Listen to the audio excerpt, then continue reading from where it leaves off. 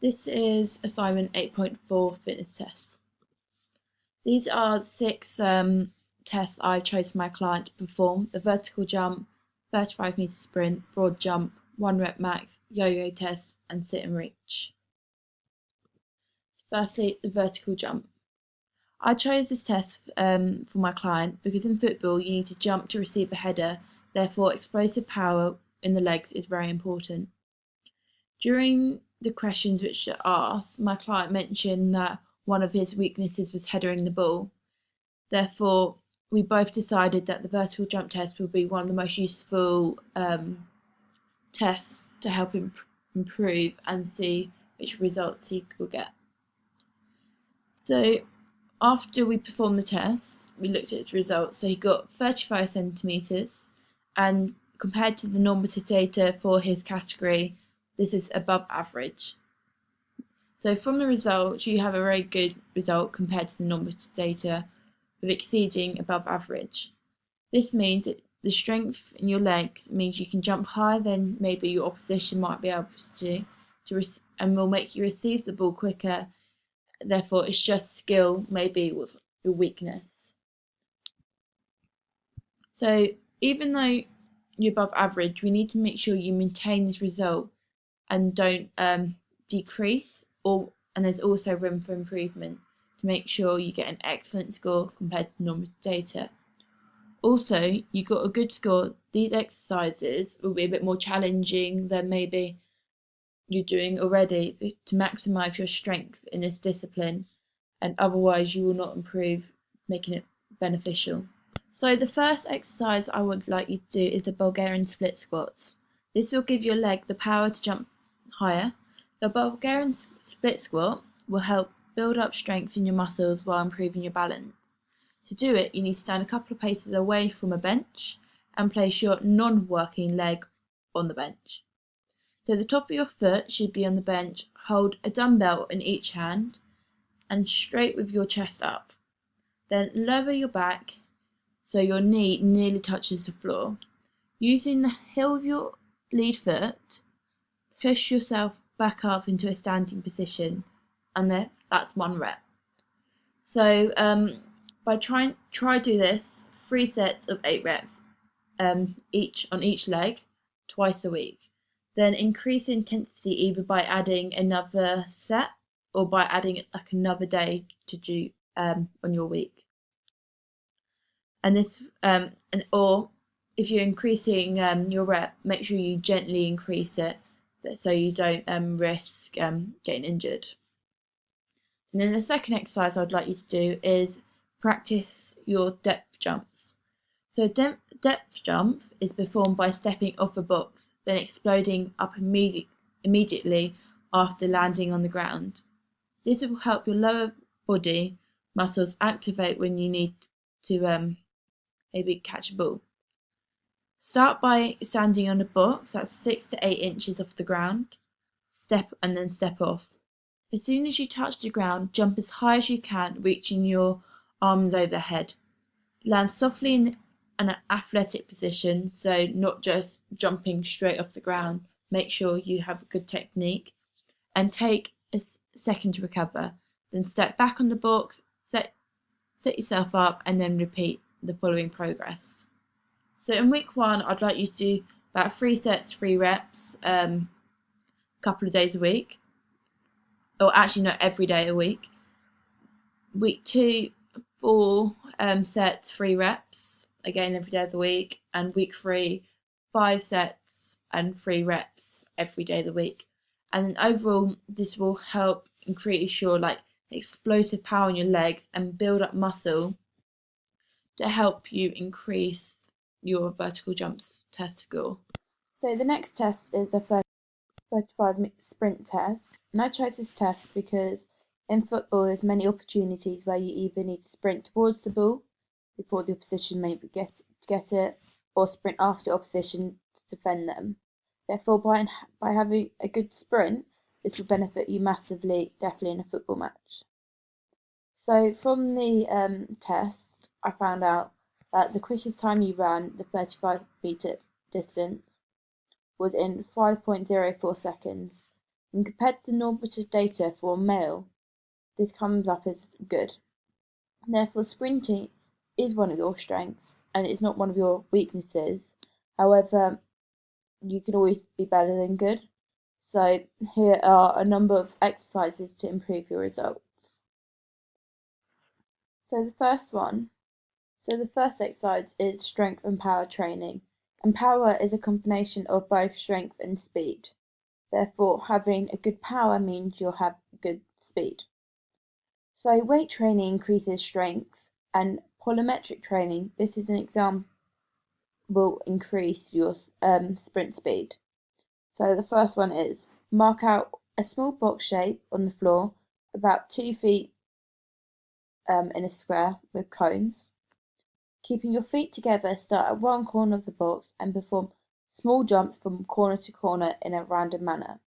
For this exercise, the emphasis should be on the speed and relate the rate of your leg movement rather than the height you jump.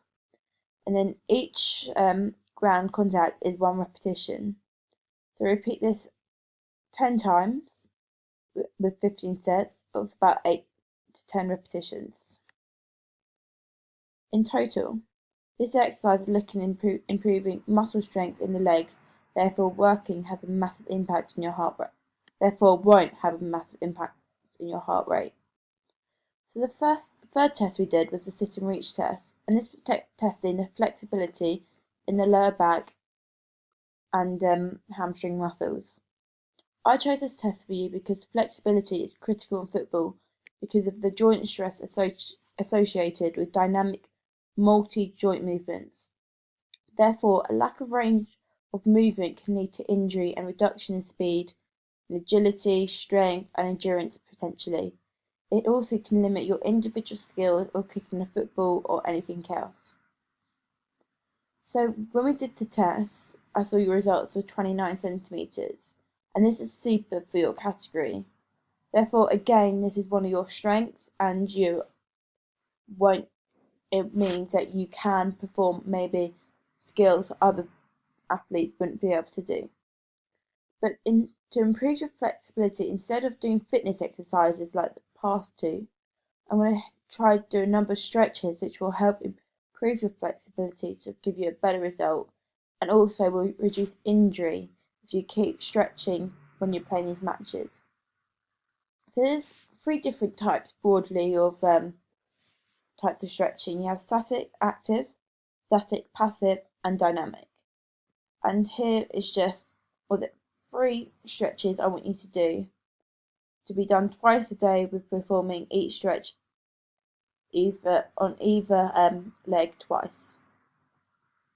So the first one I'm going to do is classic quadricep stretch. And this means standing on one leg, grab your opposite ankle and pull your heel into your buttocks. Your bent knee should stay parallel with your standing leg rather than being pulled behind. Push your hips out to increase the stretch, and remember not to grab the ankle. Repeat for the opposite side. The second stretch is sitting groin stretch. Sit with knees bent at 90 degrees. Place the soles of your feet together, display your knees outwards, and then gently use your hands or elbows to push your knees downwards. Make sure you don't force it because we don't want to cause any injuries. And then the third stretch I would like you to do is a hamstring split stretch. Bending on one knee, extend the other leg out in front of you. Reach with both hands towards your outstretched foot. Keep your toes towards the sky and tuck your head in to increase the stretch. Remember to breathe again, and repeat for the opposite side. And these exercises are mainly aimed at your legs, even though this test is also testing flexibility of your lower back. By having tight legs will not allow you to get your best score possible, as because your knees must be on the ground when performing this test, and a lot of people have really tight hamstrings and quadriceps because they're doing a lot of work, so it's really important this. So the next test is standing broad jump, and this is a measurement of explosive leg power. So I chose this test because in football you need explosive leg power. This might not necessarily improve a specific action in football, but will improve a broad range of movements, for example, sprinting. So when we did this fitness test, you got 1 meter 90, and this comes up very poor compared to the normal data. Therefore, this is not one of your strengths, and we need to make sure we do a number of suitable exercises which will help you improve your result, but won't challenge you so much that it is too difficult for you to achieve. So, for you to improve, here are 2 exercises which will help you build up muscle and generate more power. So, the first exercise is front squat. By standing holding a barbell across the front of your shoulders and bring your elbows forward so your upper arms are parallel to the floor. The move, ignite this move by pushing your hips back. Lower your body until your thighs are parallel to the floor and quickly press back up to a standing position. So the intensity of this, you should do 6 reps in the first set, then subtract 1 rep and add weights after each set, and complete 4 sets in total. And by adding weight, it's just going to make the squat a bit harder and make this muscle with a bit more power in it. The second exercise I want you to do is counter movement jump. And this is kind of an exercise which, in a way, relates to how you perform the standing broad jump.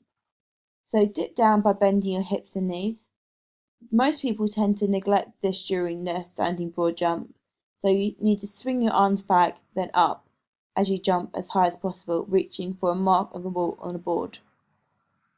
Land softly with knees bent, shoulders slightly forward, and butt and hips back. Reset and repeat. Do 4 sets of 8, and then alternate. The 5th test is the yo-yo test, which is testing their aerobic capacity. I chose this test for you because being a footballer, you aren't continuously running, and you do have breaks with many intervals and then sections where you need to apply a large amount of effort.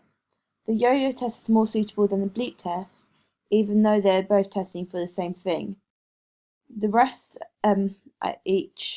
before each bleep is more, let's say, relatable than in football than continuous running.